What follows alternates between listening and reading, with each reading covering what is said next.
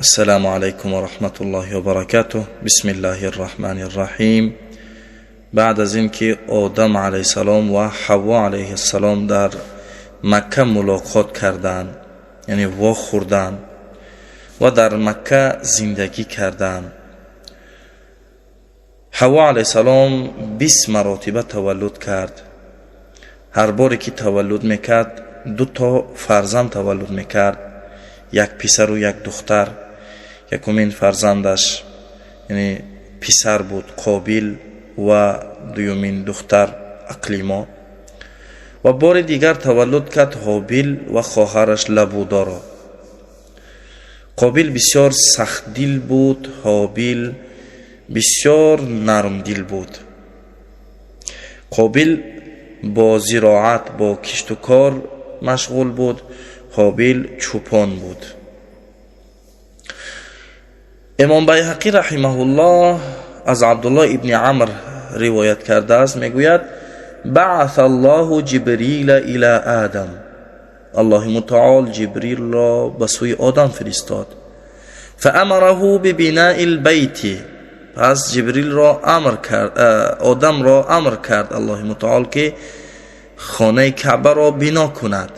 فبناه آدم، پس آدم علیه السلام بنا کرد کعبه را. ثم امره بالطواف، پس آدم را الله متعال امر کرد که طواف کند در گرد کعبه. و گفته شد، و قیل له، و گفته شد برای آدم، انت اول الناس، تو یکمین آدم هستی در روی زمین. و هذا اول بیت، و این یکمین خانه عبادتگاه است در روی زمین. وضع للناس، از برای مردم، یعنی کعبه یکمین عبادتگاهی هست که در روی زمین بنا شده است. الله متعال می‌فرماید ان اول بیت وضع للناس للذی ببکة مبارکا و هدى للعالمین، یکمین عبادتگاهی که در روی زمین بنا شده است کعبه است. و در کجاست؟ در مکه. ولی الله متعال او را مکه نگفته است، بلکه بکه گفته است و نام پیشینه مکه بکه بود وقتی پیش. زبان آدم علیه السلام سریانی بود. رسول الله صلی الله علیه و سلم فرمودند زبان آدم علیه السلام سریانی بود که تا حال در سوریه یک قسم مردم با زبان سریانی سخن میکنند. از بس که دیگر کسی بغیر از آدم علیه السلام و فرزندانش در روی زمین زندگی نمی کردند، در شریعت آنها اجازت بود که با یکدیگر ازدواج کنند. ولی چطور؟ یعنی اگر قابیل با اقلیما تولد شده باشد، قابیل نمیتواند با اقلیما ازدواج کند. قابیل میتواند با لبودا یا اینکه با دیگر خواهرانی که بعد از او تولد شدند با آنها ازدواج میکند. و همچنین هابیل و لبودا یک جا تولد شدند، هابیل نمیتواند که با لبودا ازدواج کند. در شریعت آدم علیه السلام همین بود، برای اینکه دیگر کسی در روی زمین وجود نداشت از انسانها که یعنی نسل آدمیزاد زیاد شود.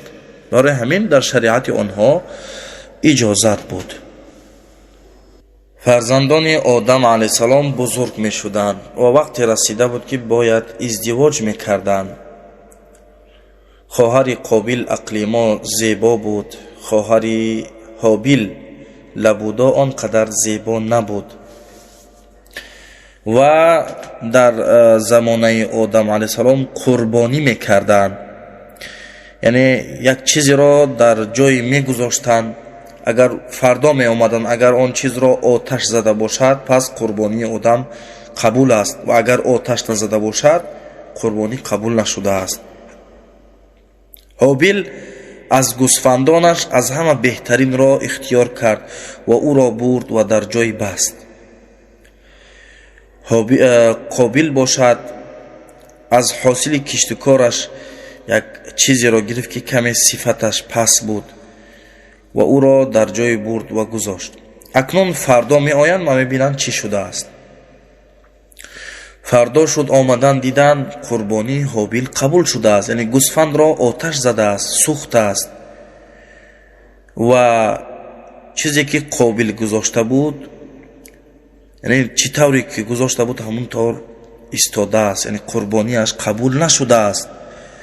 баъд аз ин қобил дар дилаш каме бадӣ пайдо шуд, ҳасад пайдо шуд ки акнун ҳам қурбонии ҳобил қабул шуд ва боз бо хоҳари ман, бо иқлимо издивоҷ мекунад.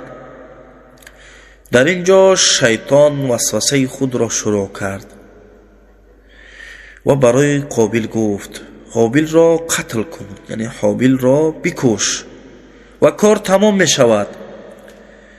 вале қобил намедонист ки чӣ тавр қатл мешавад, яъне куштан чӣ тавр аст намедонист, барои ин ки куштанро намедонистанд. пеш аз ин ҳеҷ инсоне зиндагӣ накарда буд беғарз аз инҳо ки инҳо бинанд ки одамро чӣ тавр мекушӣ ва оё одам мемурад, инҳо намедонистанд. ва ин гуноҳи бузург буд. қобил ба назди ҳобил, ба назди бародараш омад ва гуфт: ман туро мекушам. ҳобил гуфт: ман яъне ба ту даст намезанам, агар ту манро бикушӣ гуноҳат зиёд мешавад. ҳобил шаби хоб буд ки қобил санги бузургеро гирифт ва бар сари ҳобил зад ва ҳобилро кушт.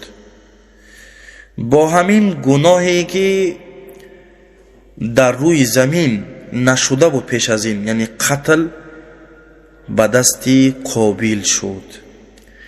якумин шахсе ки хун дар рӯи замин баровардааст, ин қобил аст.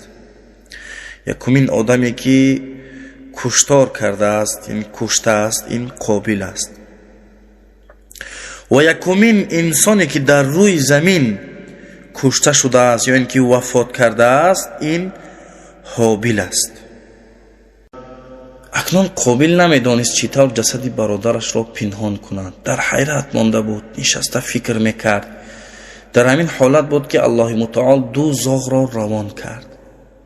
ин ду зоғ ба якдигар ҷанг карданд ва яке аз зоғҳо мурд. зоғи дигар бошад, зоғи мурдаро таги хок кард, яъне дафн кард. қобил ҳамаи ин моҷароро дид, фаҳмид ки бародарашро бояд таги замин кунад, бояд дафн кунад. қобил бисёр пушаймон шуд барои кори кардаи худ, вале тавба накард. агар тавба мекард, аллоҳи мутаол мебахшид, вале тавба накард. дар ҳадиси расулуллоҳ саллаллоҳу алайҳи васаллам фармуданд: ҳар бандаи ки бегуноҳ кушта мешавад, дар гардани қобил меравад гуноҳаш. яъне мисли ки он одаме ки қотил аз гуноҳ мегирад, мисли ҳамон гуноҳ ҳам қобил мегирад гуноҳ. барои ин ки кушторро дар рӯи замин қобил суннат кард, яъне аз қобил ҳамин куштор суннат мондааст. якумин шахсе аст ки куштааст.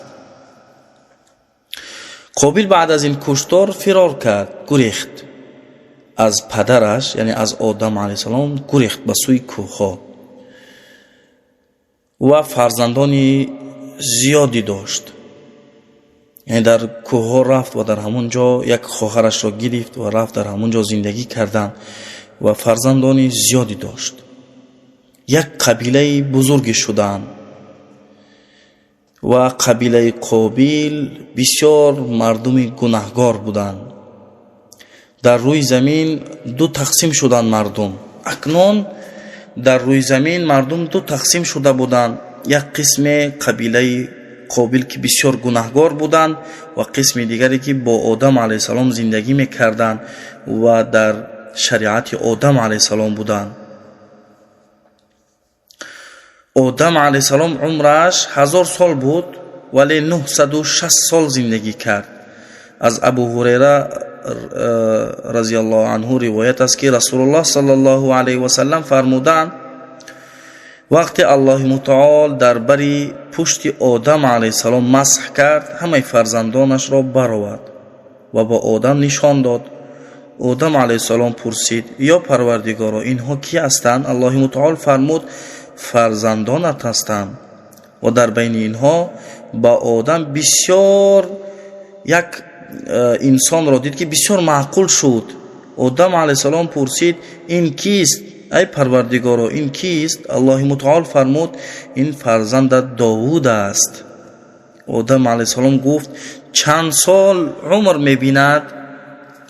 الله متعال فرمود 60 سال می‌بیند.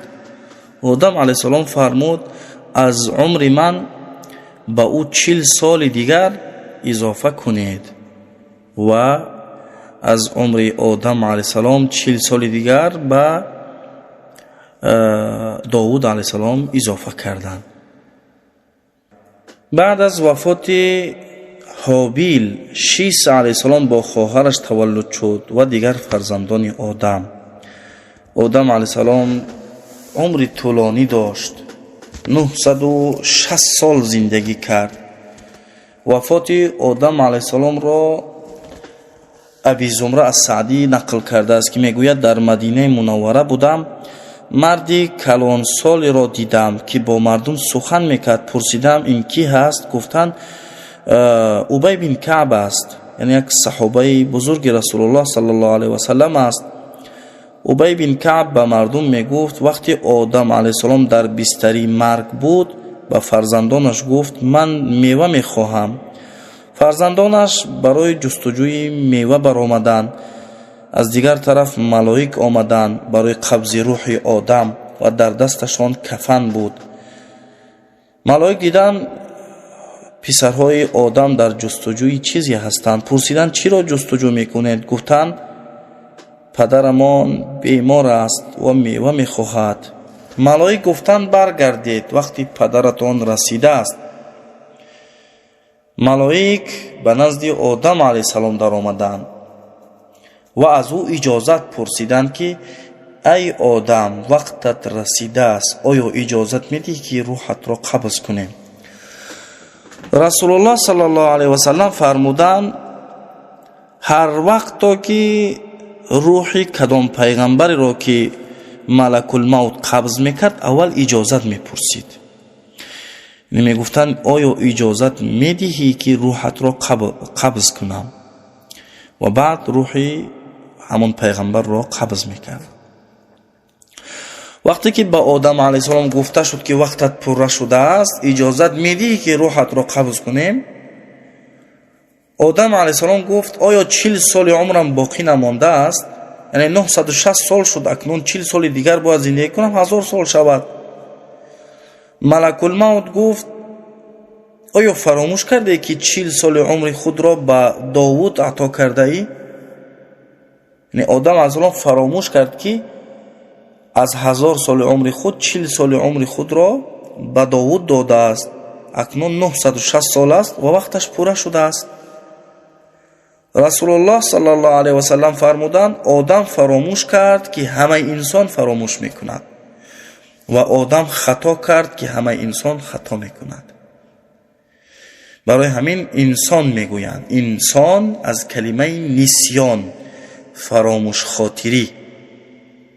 ملائک در نزد آدم علیه السلام ایستاده بودند. حوا علیه السلام دید ملائک را شناخت که آنها برای قبض روح آدم علیه السلام آمدند. حوا علیه السلام صدا زد، یعنی بسیار زیق شد، یعنی گریه کرد، نمیخواست که آدم علیه السلام وفات کند. آدم علیه السلام به حوا علیه السلام گفت از خانه یعنی بیرون رو، من به سبب تو به دنیا فرامدم، من را با ملائک پروردگارم بگذار. پس ملک الموت روح آدم علیه السلام را قبض کرد و دیگر ملائک آدم را غسل دادند و کفن کردند، جنازه خواندند و دفن کردند و گفتند ای پسرهای آدم، این طور انسان که وفات میکند او را باید کفن کنید، غسل بدهید، جنازه کنید و دفن کنید. بعد از 1 سال یعنی 1 سال بعد از وفات آدم علیه السلام حوا علیه السلام هم وفات کرد. و بعد از آدم علیه السلام پسر شیس علیه السلام مردم را همچون پیغمبر راهنمایی میکرد.